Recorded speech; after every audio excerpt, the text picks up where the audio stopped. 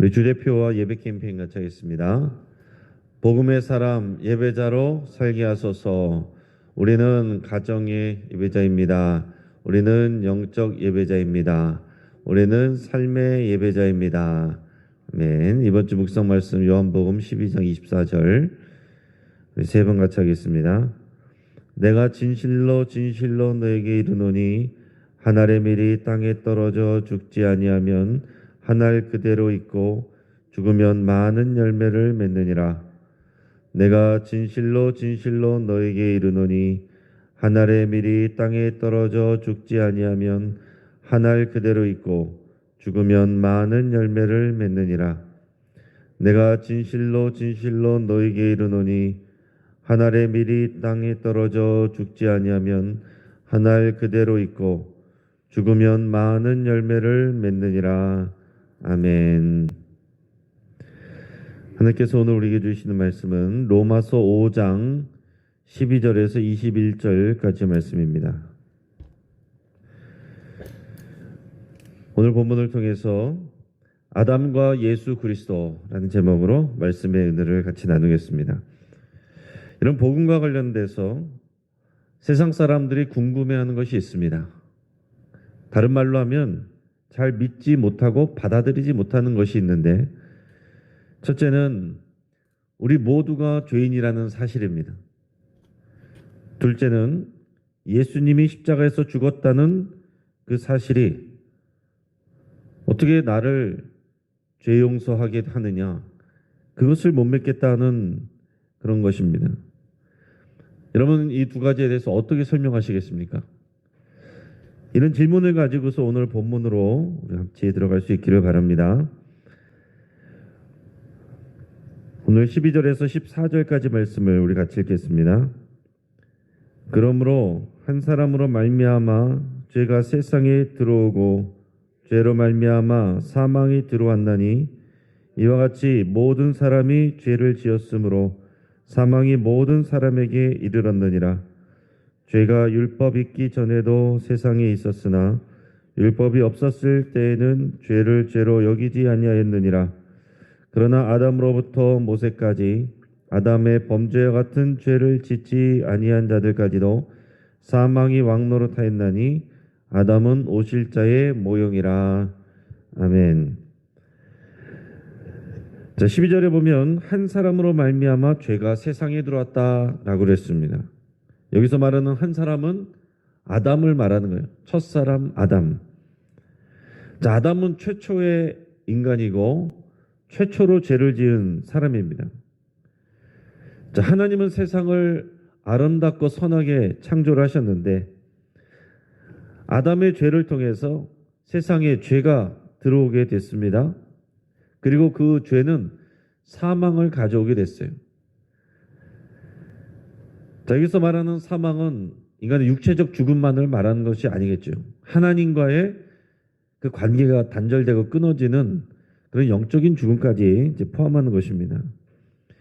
자, 아담 이후에 태어난 사람들은 그 죄성을 물려받고 태어나게 됩니다.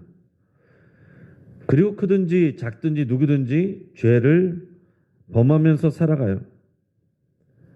죄로 인해서 사망이 들어왔기 때문에 죄를 짓는 모든 사람은 다 사망에 이르게 됩니다.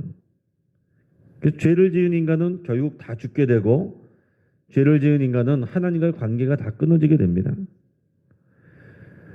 자, 모세 이후에는 하나님께서 율법을 주셨어요. 그게 하나님의 뜻인 것을 정확하게 사람들에게 알려주셨습니다. 그러니까 그게 무슨 의미입니까? 무엇이 하나님이 기뻐하지 않는 일이고 기뻐하는 일이고 무엇이 죄고 무엇이 죄가 아닌가를, 무엇이 거룩한 것이고 무엇이 거룩하지 아니한 것을 정확하게 알려주게 된 겁니다. 그래서 그 율법대로 살지 않는 것이 다 죄라는 것을 알게 되는 거예요. 그 모세 때 하나님께서 율법을 주셨어요. 근데 성경에 보면 아담에서 모세까지라고 되어 있는데 그것은 율법이 주어지기 전을 말하는 거예요. 하나님이 세상을 창조하신 때로부터 율법이 주어지기 전까지는, 그러면 사람들이 생각할 수 있는 거죠. 율법이 없었으니 죄도 없는 것 아니냐.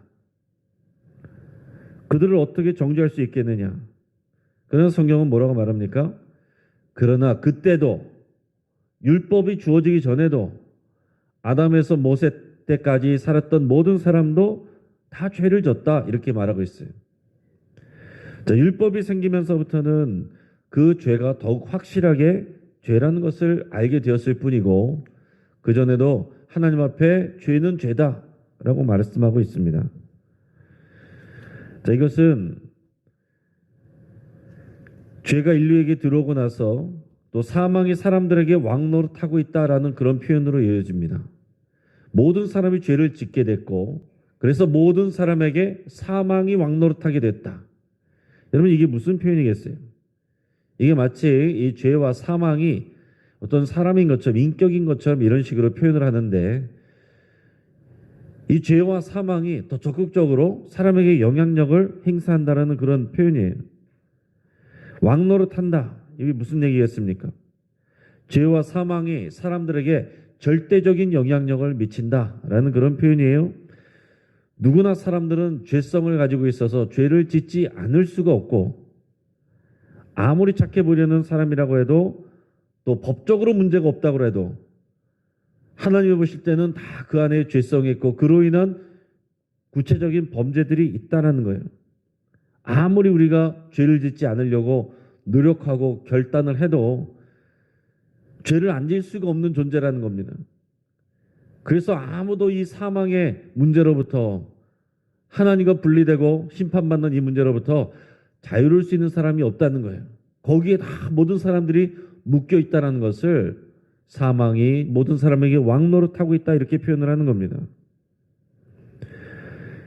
사람은 죄를 짓지 않을 수가 없고 죄를 지으면 사망에 이르지 아니할 수가 없다는 거예요.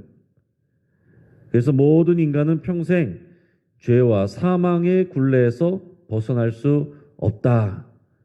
이게 성경에 이렇게 말씀하고 있는 겁니다. 많은 사람들이 또 많은 종교가 이 죄 문제를, 이 사망의 문제를 해결하려고 했지만은 그것이 해결되지가 않습니다.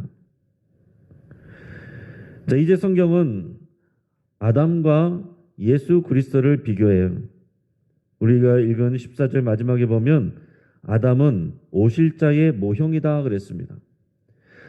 자, 오실자는 누구겠어요? 예수 그리스도죠. 자, 지금 아담하고 예수 그리스도를 비교를 하는데 어떻게 비교하는지 여러분 잘 생각하면서 읽어보시기 바랍니다. 15절에서 17절까지 말씀을 같이 읽겠습니다. 그러나 이 은사는 그 범죄와 같지 아니하니 곧 한 사람의 범죄를 인하여 많은 사람이 죽었은즉 더욱 하나님의 은혜와 또한 한 사람 예수 그리스도의 은혜로 말미암은 선물은 많은 사람에게 넘쳤느니라. 또 이 선물은 범죄한 한 사람으로 말미암은 것과 같지 아니하니 심판은 한 사람으로 말미암아 정죄에 이르렀으나 은사는 많은 범죄로 말미암아 의롭다 하심의 이름이니라. 한 사람의 범죄로 말미암아 사망이 그 한 사람을 통하여 왕노릇하였은즉 더욱 은혜와 의의 선물을 넘치게 받는 자들은 한 분 예수 그리스도를 통하여 생명 안에서 왕노릇하리로다. 아멘. 자, 쉽게 말해서 아담과 예수 그리스도는 뭐가 닮았느냐? 대표성을 가진다는 게 닮았다는 거예요. 대표성을 갖는다. 어떤 대표성을 갖느냐? 자, 아담은 이름 자체가 사람이란 뜻입니다. 최초의 사람이고 사람의 대표예요. 그래서 첫사람인 아담이 죄를 지음으로 해서 모든 사람이 죄인이 되게 됐습니다. 그게 이제 대표성이란 거죠. 아담 한 사람 때문에 모든 사람이 죄를 짓게 됐다는 거예요. 그런데 또 다른 새로운 아담, 예수 그리스도가 오셔서 예수 그리스도 한 분으로 인해서 모든 사람이 생명을 얻고 구원을 받을 수 있게 됐다라는 얘기입니다.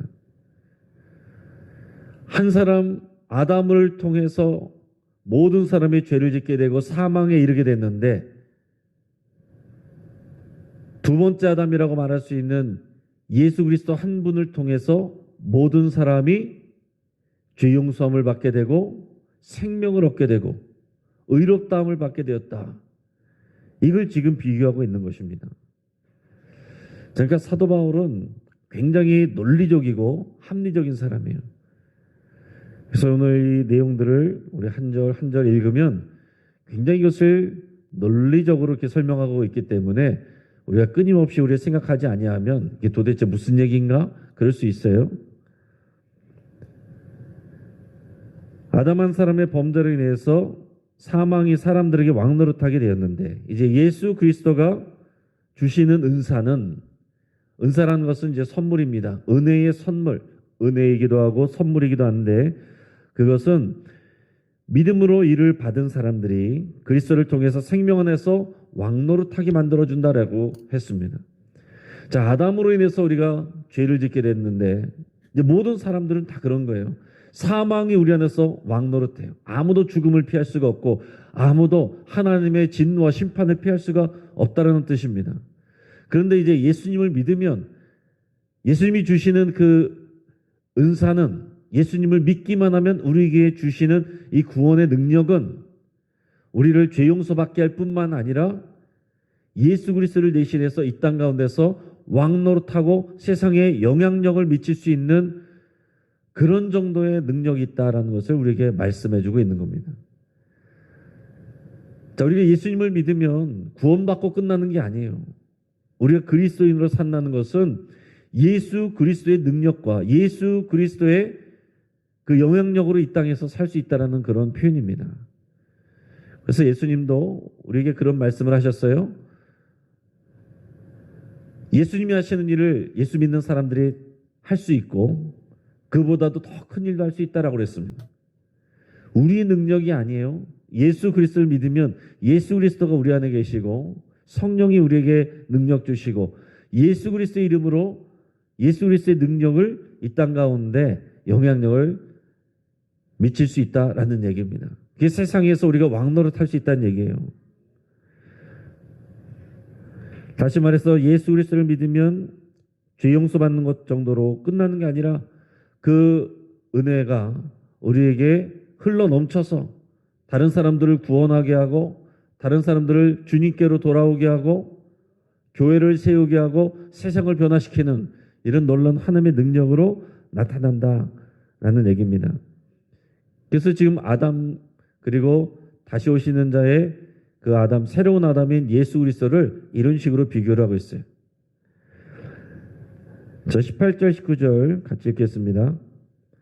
그런즉 한 범죄로 많은 사람이 정죄에 이른 것 같이 한 의로운 행위로 말미암아 많은 사람이 의롭다 하심을 받아 생명에 이르렀느니라. 한 사람이 순종하지 아니함으로 많은 사람이 죄인 된 것 같이 한 사람이 순종하심으로 많은 사람이 의인이 되리라. 아멘. 자, 비슷한 얘기입니다. 자, 한 범죄는 아담을 얘기하는 거예요. 아담이 하나님의 말씀을 듣지 않고 선악과를 따먹은 이 범죄. 그냥 단지 열매 하나 따먹은 정도가 아니라 이것은 하나님과 같이 되고자 하는 인간의 교만을 얘기합니다. 그 인간의 교만이 내 안에 있었기 때문에 그 선악과도 따먹은 거예요. 이게 통틀어서 그 하나의 범죄입니다. 그 하나로 인해서 많은 사람들이, 모든 사람들이 이제 정죄함을 받게 되고 죄인이 됐는데, 그러나 의로운 행위로 말미암아, 이 의로운 행위는 뭘 얘기하겠어요? 예수 그리스도께서 십자가에서 죽으시는 거예요.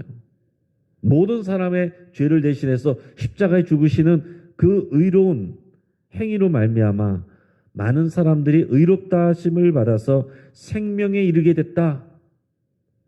지금 아담과 예수 그리스도를 계속 비교하는 겁니다.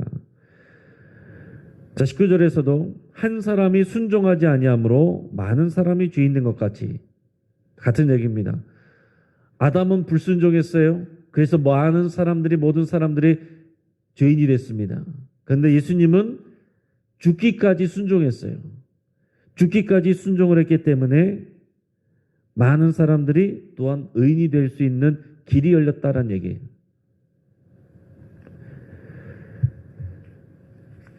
자, 마지막으로 20절, 21절 통해서 이제 율법과 은혜에 대해서 또 설명을 하고 있습니다. 20절, 21절 같이 읽어보겠습니다. 자, 율법이 들어온 것은 범죄를 더하게 하려 함이라. 그러나 죄가 더한 것에 은혜가 더욱 넘쳤나니 이는 죄가 사망 안에서 왕노릇한 것 같이 은혜도 또한 의로 말미암아 왕노릇하여 우리 주 예수 그리스도로 말미암아 영생에 이르게 하려 함이라. 아멘. 자, 그러면 율법은 무슨 기능을 하는 것일까? 우리가 이 생각을 할 수 있습니다. 그럼 율법은 무슨 기능을 할까? 도대체 율법을 주셨는데 여전히 사람들이 죄 가운데 있으면 그 율법은 뭐하러 주셨나? 여러분, 율법은 여기서 이런 표현을 합니다. 범죄를 더하게 하였다. 어떻게 생각하세요? 하나님이 율법을 주셨더니 범죄가 더해졌대요. 율법을 줬더니 사람들이 죄를 더 많이 짓는 겁니까? 그런 표현이 아니에요. 율법이 없을 때는, 법이 없을 때는 죄가 아니에요. 그렇잖아요. 왜 상식적으로 법이 생기기 전에는, 그게 법이 생기기 전에는 죄가 아닙니다. 그런데 이렇게 하면 죄다라는 법이 딱 주어졌으면은 그때부터는 그게 죄인 거예요. 예전에는 법이 아니었는데 지금은 죄가 되는 겁니다. 자, 쉽게 말해서 요즘에 차를 가지고 운전하면 예전에는 우회전은 그냥 마음대로 해도 됐어요. 그러나 저쪽에 길 옆에 가다 보면은 우회전 표시 생긴 곳에서는 우회전 표시가 들어오기 전에 그냥 마음대로 가면 이제 불법이 돼버리는 겁니다. 또 우회전은 예전에 마음대로 했는데 이제는 굉장히 복잡하게 됐잖아요. 그 정지선 앞에서 일단 정지를 해야 되고 지나가는 사람이 없어야 되고 빨간불일 때는 어떻게 되고 파란불일 때는 어떻게 되고 경찰도 헷갈릴 정도로 지금 이제 복잡한 법이 생겨졌는데 쉽게 말해서 우회전 아무 때나 함부로 못하게 되는 법이 생겼단 말이에요. 지금은 그래서 우회전 예전처럼 마음대로 하면 범법이 되는 거예요. 마찬가지입니다. 율법이 주어지기 전에는 그걸 누가 죄라고 말하는 사람이 없었습니다. 그러나 율법이 주어진 다음에는 정확하게 하나님의 뜻이 무엇인지 무엇이 죄인지를 말씀해 놨기 때문에 당연히 죄로 드러난 것이 많아졌고 그것을 율법은 범죄를 더하게 했다 이렇게 표현하게 되는 겁니다. 그래서 모든 사람이 죄인인 것을 알게 했다. 그게 율법의 중요한 기능이라는 거예요. 율법을 통해서 기능은 우리를 죄를 피하게 하는 것이 아니라 아무도 이 율법을 다 지켜 행할 수가 없구나. 우리는 죄인이구나. 죄를 지을 수밖에 없는 존재구나 하는 것을 깨닫게 했다는 얘기입니다. 그런데 그러고서 나서 20절에서 중요한 말을 표현합니다. 죄가 더한 것에 은혜가 더욱 넘쳤다. 여러분, 이것은 또 무슨 얘기입니까? 지금 한 구절 한 구절이 다 깊은 의미가 있어요. 죄가 더한 것에 은혜가 더욱 넘쳤다. 그럼 죄를 많이 지은 사람이 그럼 더 은혜를 많이 받습니까? 그럴 수 있는 거예요.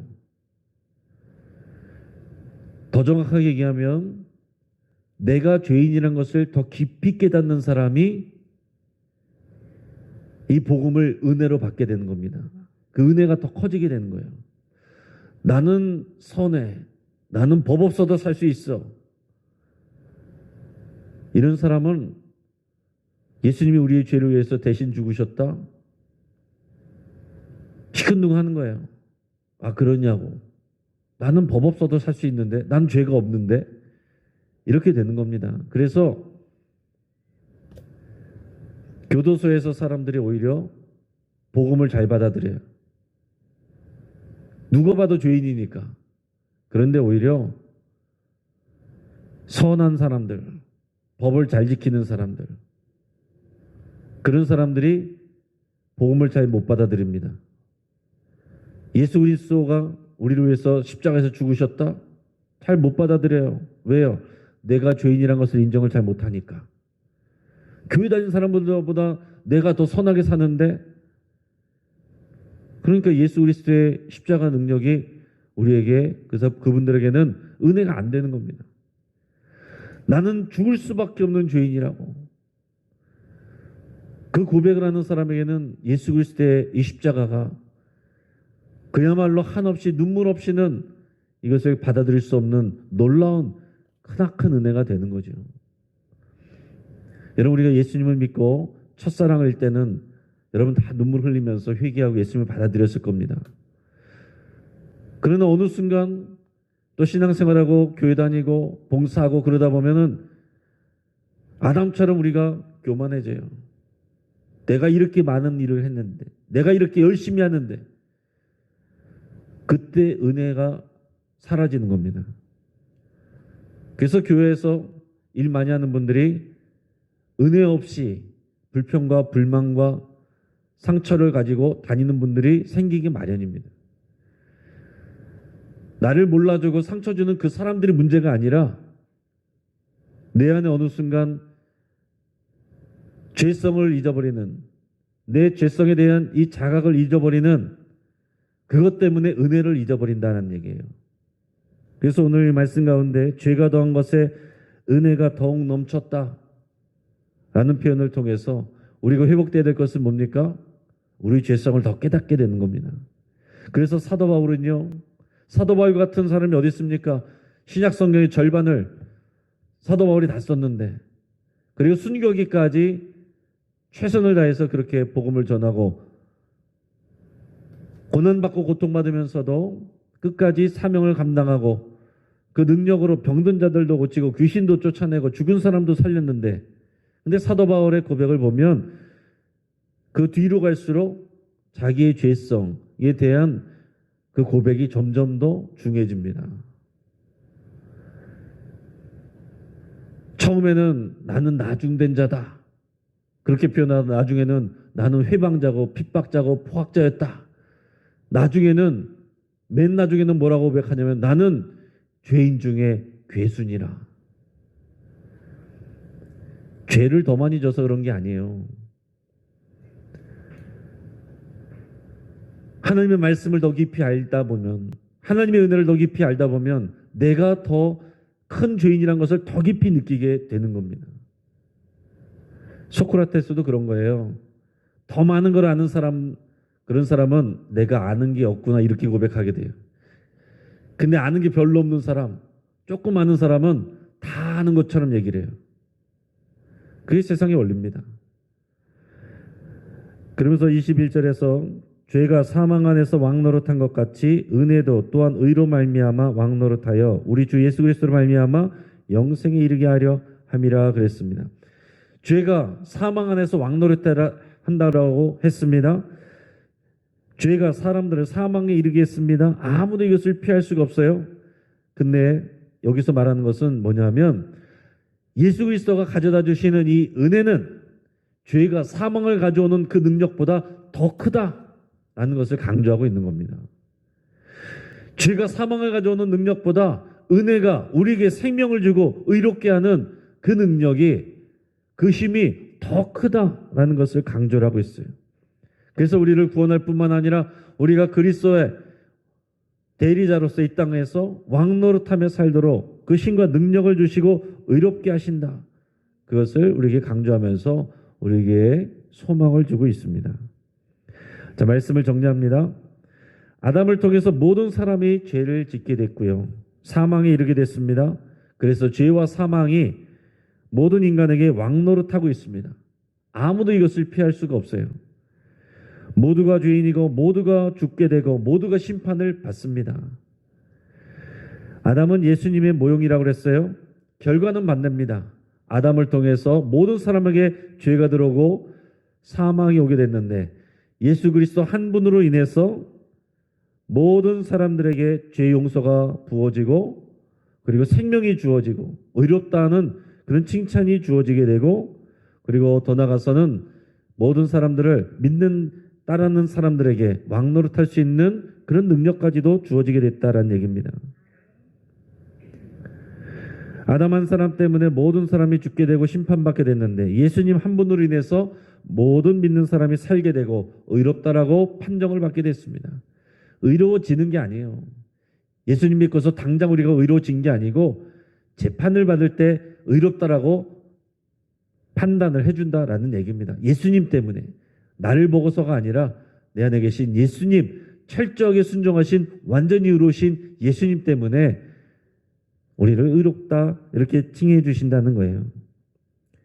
죄의 영향력이 강하지만 은혜의 영향력은 더 크고 강합니다. 그러니까 여러분, 결론적으로 그리스도인들은 죄를 감추는 게 복입니까? 드러내는 게 복입니까? 드러내는 게 복이에요. 근데 사람들은 어떻게 살아갑니까? 감추려고 그러죠. 교회 내에서 교인들은 어떻게 합니까? 감추려고 그러죠. 누가 내 죄에 대해서 알까봐 염려하죠. 내 작은 실수라도 드러나거나 사람들이 뭐라 그러면 못 견딥니다. 교회를 떠나버립니다. 그러나 거기서도 또 그런 일이 생기면 또 갈아탑니다. 그 믿음 안에서 내가 온전해지고 새로워지는 것이 아니라 그냥 믿음의 언저리 주변을 맴돌게 되는 거예요. 여러분, 우리의 죄가 폭로될수록, 우리의 연약함이 폭로될수록 오히려 주의 은혜가 더 커지는 것입니다. 어제 원로 목사님 고백한 것처럼 연약할수록, 연약함이 있는 곳에 주의 능력이, 은혜가 더 커지고 역사하게 되는 것입니다. 내가 약할 때 곧 강함이라 그 고백이 우리의 고백이 될 수 있는 거예요. 그러면 우리가 다 자유해지게 되는 것입니다. 누가 뭐라고 해도 인정하게 되고, 그래 나는 약해, 나는 실수해, 나는 넘어져, 그게 나야. 그러나 예수 그리스도 때문에 내가 사는 거야. 이러면 누가 나를 넘어뜨릴 수가 없는 겁니다. 나는 하나도 잘못한 게 없어, 틀린 게 없어. 그러면 반드시 넘어지게 돼요. 내가 안 넘어지면 남을 넘어뜨립니다. 오늘 이 말씀을 통해서 이 복음의 본질 가운데 깊이 들어가신 저 여러분 되기를 주의 이름으로 축복합니다. 같이 한번 기도하겠습니다. 오늘 말씀을 붙들고 함께 기도할 때에 우리 안에 숨겨져 있는 죄와 죄성을 회개하며 기도할 수 있기를 바랍니다. 목사도 장로도 모든 교인들도 다 우리 안에 여전히 죄성이 있어요. 보이지 않는 우리 마음 안에서부터 또 보이지 않는 곳에서 우리는 여전히 또한 죄를 짓습니다. 그것을 우리는 끊임없이 회개해야 됩니다. 경건하고 의로운 척하지 않고 나의 죄인됨을 고백하기로 여러분 이 시간 기도할 수 있기를 바랍니다. 그것이 사는 길이고 그게 은혜의 길입니다. 오직 예수 그리스도를 믿는 믿음으로 내가 은혜 안에서 살기로 여러분 결단할 수 있길 바랍니다. 우리가 예수 그리스도 안에 있을 때만 우리는 의미가 있고 거기에 은혜가 있는 겁니다. 우리가 이것을 위해서 여러분 간절히 기도하시고 우리 가정을 위해서 기도할 때 우리 모든 가족이 복음을 이해하고 예수 그리스도를 온전히 믿고 순종할 수 있기를 위해서 함께 기도하겠습니다. 48주년을 맞이한 우리 영신교회 모든 성도님들이 믿음의 성숙함으로 나갈 수 있기를 위해서 함께 기도하겠습니다. 마지막으로 우리 최규철 원로 목사님과 또 어르신들을 위해서 기도하며 영육간에 강건하시기를 위해서 함께 기도하겠습니다. 주여 한번 부르짖고 합심해서 함께 기도합니다. 주여